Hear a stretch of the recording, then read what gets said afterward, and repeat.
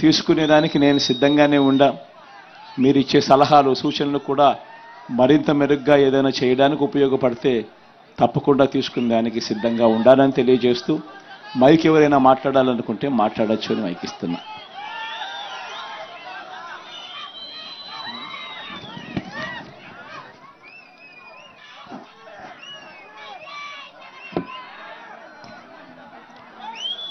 తుగ్గలి రాతన ప్రజలందరూ కూడా ఇప్పటిదాకా అన్న చెప్పారు.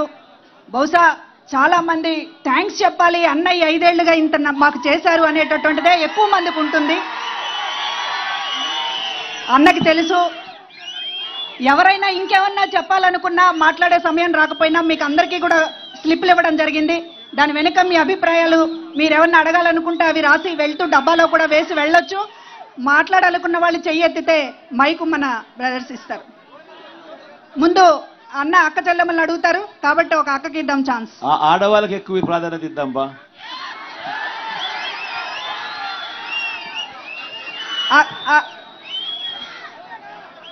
అమ్మ అక్కడ మైక్ ఇవ్వండి.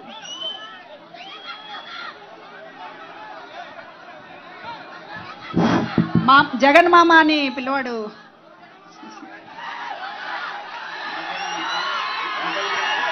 అమ్మ మాట్లాడండి, కొంచెం తొందరగా మాట్లాడండి, మైక్ తొందరగా ఇవ్వండి. మీ పేరు జగన్ అన్న. గుడ్ ఆఫ్టర్నూన్ అన్న. నాది రాతన గ్రామంలో రంగమ్మ నా పేరు. ఇంతకుముందు మేము పింఛన్ తీసుకోవాలంటే 2 రోజులు 3 రోజులు బయట ఉండేవాళ్ళము. ఇప్పుడు జగనన్న వచ్చిన తర్వాత మాకు వాలంటీర్ గారే వచ్చి 1వ తేదీ రోజే పొద్దున్నే పెన్షన్ ఇస్తారు. నాకు ఇంతకు ముందు జగనన్న రాకముందు 2000 పింఛన్ వచ్చేది. ఇప్పుడు జగనన్న వచ్చినాక 3000 పెన్షన్ వస్తుంది. ఇంతకు ముందు అయితే పర్సెంటేజ్ ప్రకారం మమ్మల్ని మా వికలాంగుల్లోనే తేడా చూపించేవాళ్ళు. ఇప్పుడు తేడా కాదు, జగనన్న వచ్చినాక అందరికీ సమానంగా పెన్షన్ పంచుతున్నారు. అన్నయ్య థ్యాంక్ యూ సో మచ్ అన్నయ్య. ఈ పెన్షన్కి సంబంధించి కూడా కొన్ని వివరాలు చెప్తా. మన ప్రభుత్వం రాకమునుపు మీ అందరికీ కూడా బాగా గుర్తుండుంటది. 4 సంవత్సరాల 10 నెలలు గత పాలన, చంద్రబాబు నాయుడు గారి పాలన మీరంతా చూసి ఉంటారు. ఆయన 5 సంవత్సరాల పాలనలో 4 సంవత్సరాల 10 నెలలు చంద్రబాబు గారి హయాంలో పెన్షన్ ఎంత అని చెప్పి ప్రతి అవ్వను ప్రతి తాతను అడగాలి. ఎందుకనంటే చంద్రబాబు నాయుడు గారు 5 సంవత్సరాల పాలనలో 4 సంవత్సరాల 10 నెలలు ఆయన హయాంలో పెన్షన్ ఎంత అంటే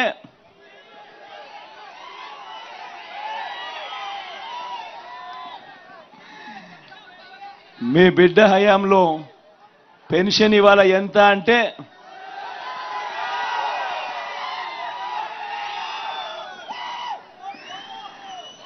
ఈ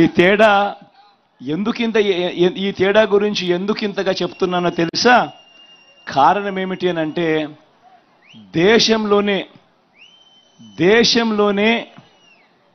ఇలా 3000 రూపాయలు పెన్షన్ ఇస్తా ఉన్న రాష్ట్రం దేశంలోనే ఇంకొకటి లేదు.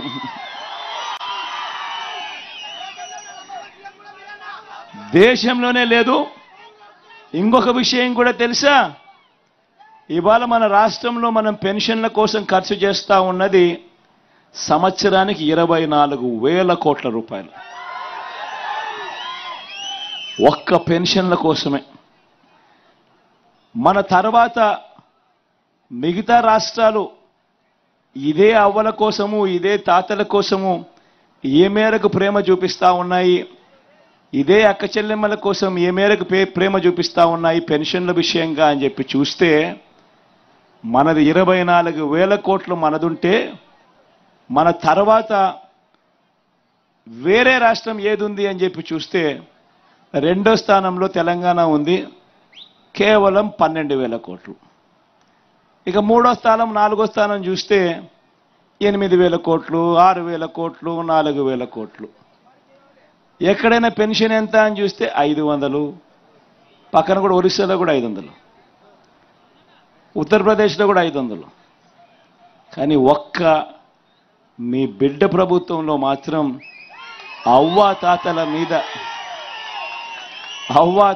మీద ఆ వితంతువులైన నా అక్క చెల్లెమ్మల మీద ఎంతటి ప్రేమ ఎంతటి అభిమానం ఉంది అని చెప్పడానికి 66 లక్షల మందికి మనం పెన్షన్లు ఇస్తా ఉన్నాం.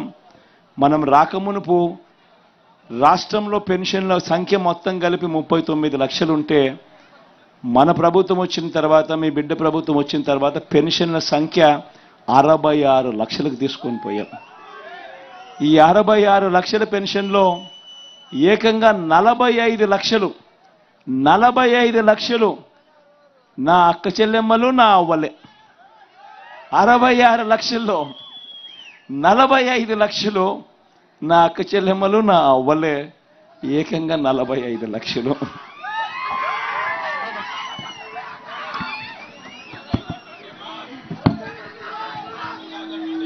అందుకే అన్న, మహిళలు మీలాంటి అన్న శాశ్వతంగా ముఖ్యమంత్రిగా ఈ రాష్ట్రానికి ఉండాలని చెప్పి కోరుకుంటున్నాము.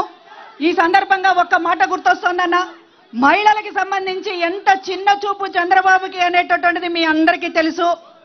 మగపిల్లలు పుడితేనే గొప్ప, ఆడబిడ్డలు పుడితే వేస్ట్ అన్నట్టుగా సామెతలు చెప్పినటువంటి ఇతనికి మరి మహిళలు ఏ రకంగా గౌరవం ఇస్తారనేటటువంటిది ఆయన అర్థం చేసుకోవాలి. ఇది మహిళల పార్టీ, మహిళల్ని అన్ని రకాలుగా ముందుకు తీసుకెళ్లే పార్టీ. చేయి పట్టుకొని అన్నగా నడిపిస్తున్నటువంటి వైఎస్ఆర్ ప్రభుత్వానికి ఈ రోజున మహిళలు హారతులు పడతారనేటటువంటిది నిజం నిజం నిజం. అన్న మాట్లాడాలా? అన్న, నా పేరు పాలమూరి వినోద్ కుమార్ అన్న. అనంతపురం జిల్లా అమ్మవారిపేట సింగనమల బొక్కరాయ సముద్రం మండలం నుండి వచ్చినానన్న. నేను హలో అన్న, నా పేరు పాలమూరి వినోద్ కుమార్ అన్న. వినోద్ లోకల్ చేద్దామబ్బా అన్న. అంటే నేను ఇప్పుడు 100వ ప్రోగ్రామ్ అన్నా నీ కోసం రావడం అన్నా. లోకల్ నీ ఓదార్పు యాత్ర కాటి నుండి ఈ బస్సు యాత్ర ఇప్పుడు అంటే ఆత్మీయ సమ్మేళన మాటలు ఉన్నాయి కదా, ఇప్పటి వరకు 100 ప్రోగ్రాముల్లో ప్రతి ప్రోగ్రాముకి నన్ను దేవుడు ఎక్కడున్నాడో తెలియదు కానీ పూజారి అడ్డుపడినట్లు నన్ను పోలీసు వాళ్ళు అడ్డుపడినారన్నా. నువ్వు ఎక్కడున్నావో నాకు తెలియదన్నా. నీ కంట్లల్లో నన్ను చూసుకుంటున్నానన్నా. ఎందుకంటే 2005లో నాకు చూపు పోయిందన్నా. 2004లో నాన్నగారిని నా కల్లారా చూశానన్నా.